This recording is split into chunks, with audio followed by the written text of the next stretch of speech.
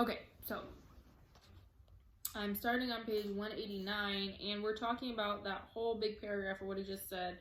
And essentially, he's just saying, like, yeah, we should have gotten better as a society. That was what we were going towards. We have these really great machines that were doing all these really great things, and they were producing all this really amazing stuff that was making leisure a lot more possible for a lot more people.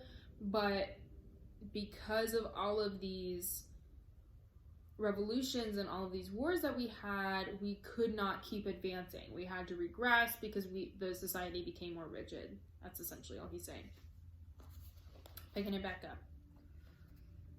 But it was also clear that the all-around increase in wealth threatened the destruction, indeed, in some sense, was the destruction of a hierarchical society. In a world which everyone worked short hours, had enough to eat, and lived in a house with a bathroom and a refrigerator, and possessed a motor car or even an airplane, the most obvious and perhaps the most important form of inequality would already have disappeared.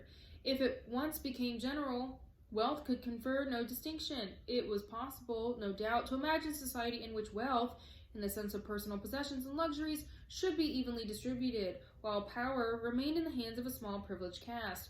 But in practice, such a society could not long remain stable, for if leisure and security were enjoyed by all alike, the great mass of human beings were all normally stupefied by poverty, would become literate and would learn to think for themselves, and once they had done this, they would sooner or later realize that the privileged minority had no function, and they would sweep it away. In the long run, a hierarchical society was only possible on the basis of poverty and ignorance. To return to the agricultural past, as some thinkers about the beginning of the 20th century dreamed of doing, was not a practical solution. It conflicted with the tendency toward mechanization, which had been quasi-instinctive throughout almost the whole world, and moreover, any country which remained industrial backward was helpless in a military sense and was bound to be dominated directly or indirectly by its more advanced rivals.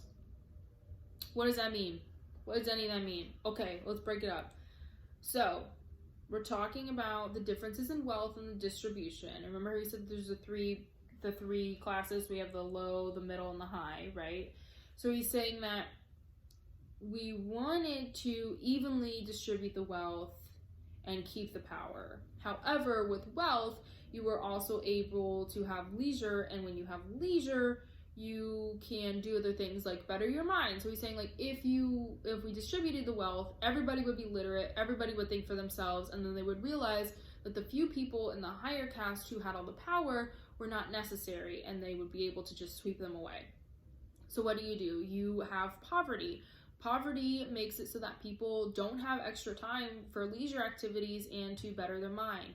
So you have no leisure, you have poverty, which makes ignorance. And that was the basis for this society, because if you can keep people illiterate, so they can't read, they can't do any of that, or as much as possible, and you remove the power from them, they will never be able to rise up because they don't know and they don't have the time to think about it.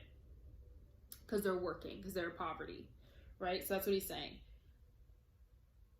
So, sounds like what Oceania did, right? Everybody is working all the time, and they're so tired, and they're so wrapped up on all these committees and things that they have to do that they don't have time to think about it. But when Winston has a moment to think about it, those are the moments that he realizes how messed up this whole world is, and the more time he has on his hands, the deeper and deeper he gets into this unorthodox way of thinking. So I mean, that even proves this position of Oceania, that like, as long as we keep people illiterate and ignorant, we can keep our power.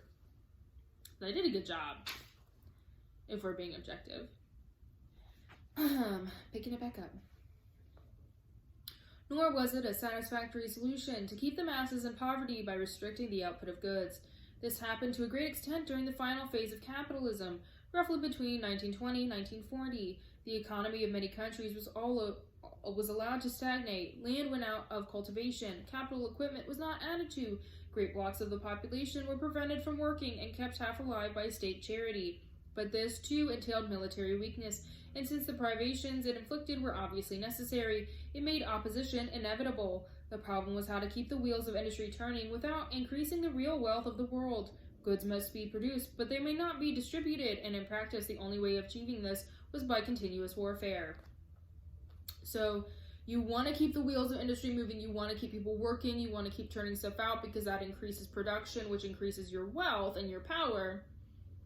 But if you're producing more goods, then you can't distribute them, because as soon as you distribute those goods, people have leisure, and leisure allows for power.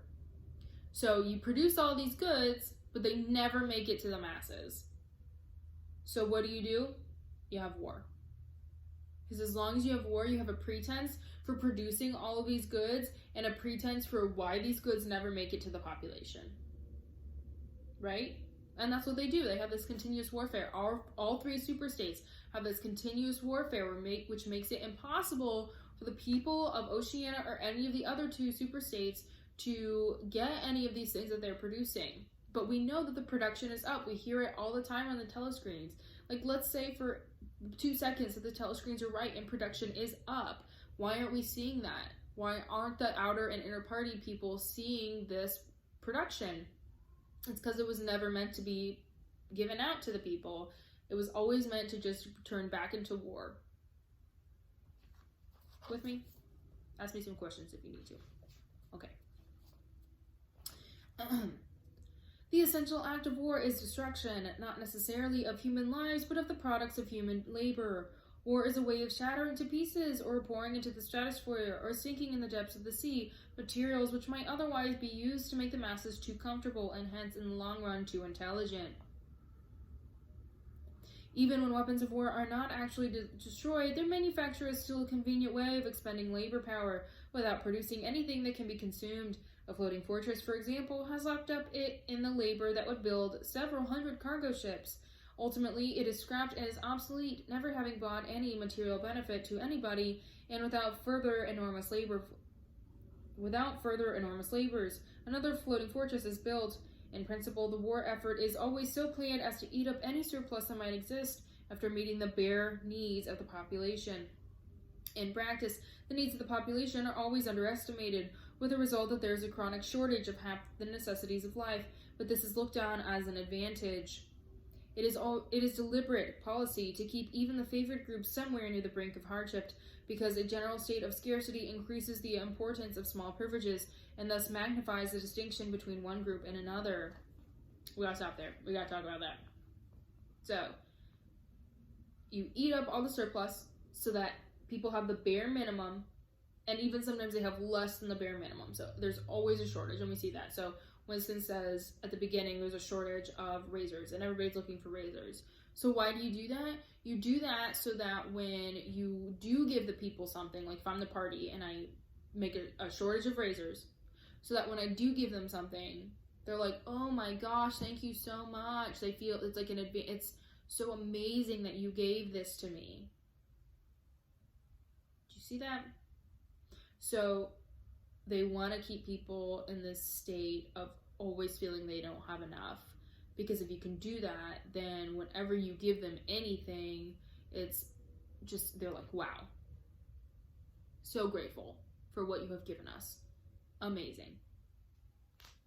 Okay, I'll pick it up in the next video.